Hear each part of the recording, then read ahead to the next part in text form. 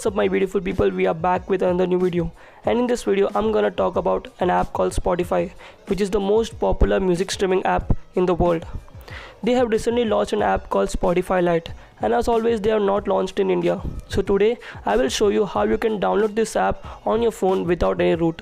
So without any further ado, let's get straight into this video.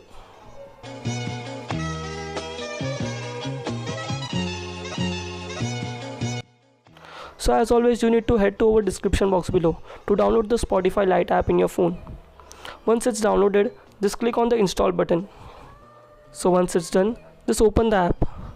As you open the app, they'll ask you to sign up for free.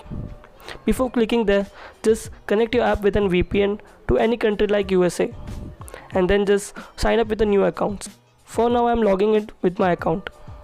Once you are done, now you are free to use this app. This app has a great UI to play musics and everything. Also there are some Bollywood songs in it, so you will love this app. I recommend you to try it once, and if you love it, just go through it.